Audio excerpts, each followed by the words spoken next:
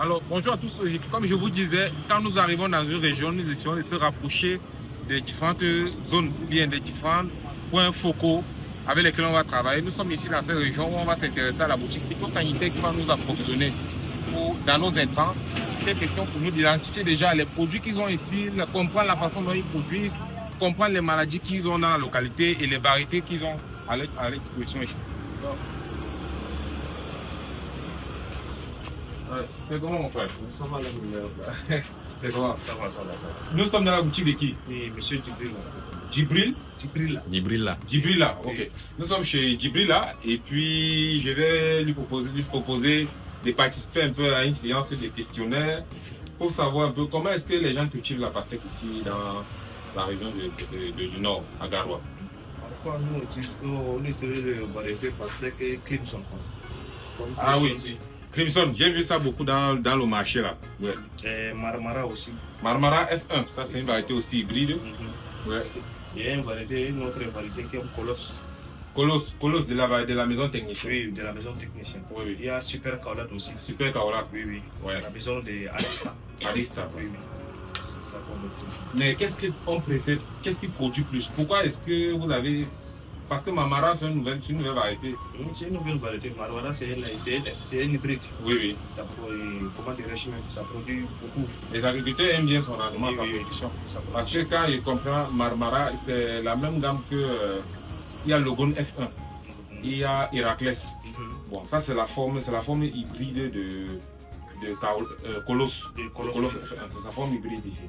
En tout cas, ici, ils ont Marmara F1, ils ont Crimson, ils ont Super Kaolat et puis ils ont Kaolat. Ils ont Kaolat, Crimson et Marmara F1. Bon, vous avez aussi Colosse. Il y a Kayak aussi. Bon, Kayak aussi. Est-ce que Kayak, les gens apprécient ça ici? Kayak là, pas beaucoup. Voilà. Tout simplement parce que Kayak a un défaut, c'est que ça blanchit vite. Tu vois, donc ça pourrit rapidement.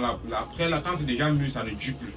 C'est pourquoi les gens n'aiment pas trop Kayak. Donc, pourtant, au Bénin, ça donne très bien. Le Bénin, ils apprécient beaucoup Kayak là-bas.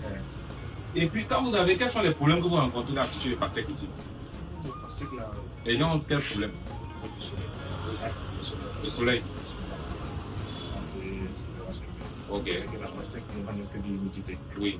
Comme ici, on l'a ici. Est-ce que vous avez là essayé de mettre un système d'irrigation automatique? Il y a des gens qui ont essayé de faire ça aussi. Et ça marche, hein? Oui, ça marche. Oui, c'est bien. Oui, c'est bien. Et au niveau des maladies?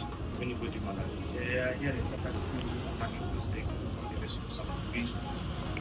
Il y a des chenilles qui entrent du pastèque. Qui percent le pastèque et entrent. Et pour les chenilles, là, vous avez quoi ici? Vous recommandez quoi? Vous conseillez quoi aux gens pour combattre les chenilles qui pègent pour la pastèque? Je propose comme Il m'appelle la Bamexine. Le Mamexine benzoate. Avec Andu. Oui.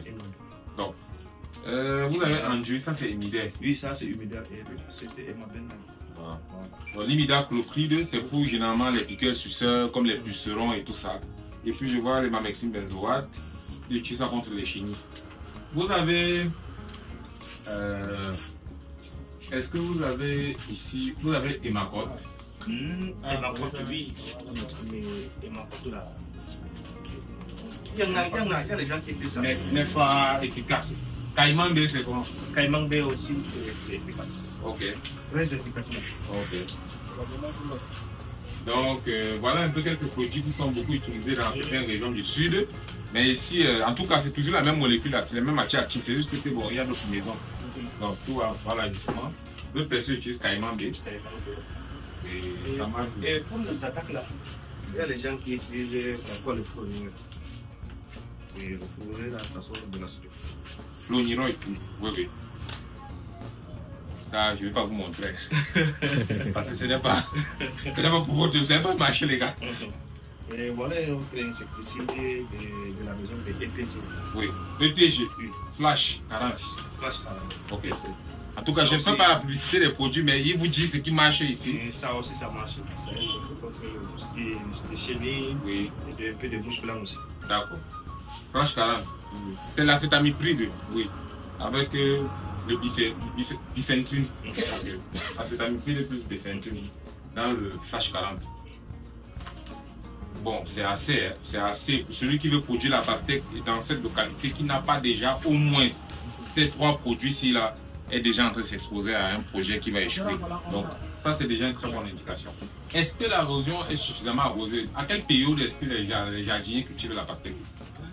Les jardiniers cultivent la pastèque au niveau du début de décembre. Le début décembre? Oui, au début de décembre. Parce que c'est quand les pluies commencent à voir. Oui. Ok. Donc, au début de décembre. Et quand j'ai vu les fruits sur le marché, j'ai vu que les fruits étaient petits, moyens. Il y a quand même les gros.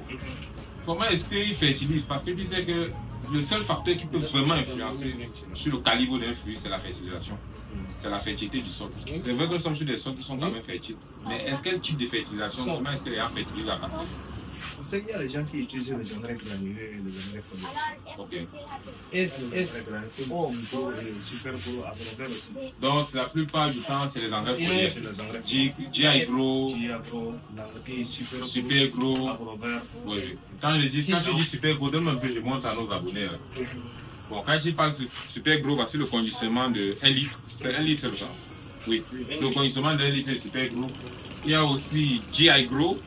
C'est un amplificateur, donc c'est un régulateur de croissance. Que j'avais aussi très affectionné. Il y a l'Agrovert aussi. Agrovert 20-20-20. Oui, ça c'est un engrais foliaire que beaucoup utilisent. Même au Bénin, ils ont beaucoup utilisé ça, les 2-6 surtout.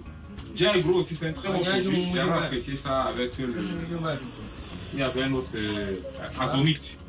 Bon, l'azomite aussi, c'est pas trop récurrent dans cette zone-ci, mais c'est aussi très intéressant. Donc, voici principalement les engrais foliaires que les jardiniers utilisent. Ceux qui n'ont pas la possibilité d'utiliser les engrais granulés. Est-ce que vous travaillez la fiente? Vous mettez la fiente dans le sol avant de semer la pastèque. Les fientes, c'est les caca de poule. Les gens utilisent ça parfois, mais peu de personnes. Donc, quand on fait le poker, on met la terre, on sème directement. Après, on commence à traiter avec les engrais foliaires. Ok. Et un engrais granulé, quel est l'engrais qu'on utilise sur la pastèque ici? C'est le 20-10. 20-10. 20-10 plus Solevo aussi. 20-10. Donc, c'est plus le 20-10 Solevo que les gens utilisent ici pour tirer la pastèque. Bon, c'est pourquoi aussi ce n'est pas un très bon résultat parce que la pastèque est une plante très riche en eau et qui n'a pas forcément besoin d'un excès d'azote. C'est beaucoup plus le sulfate de potasse ou bien le nitrate de potassium ou bien les engrais riches en potassium.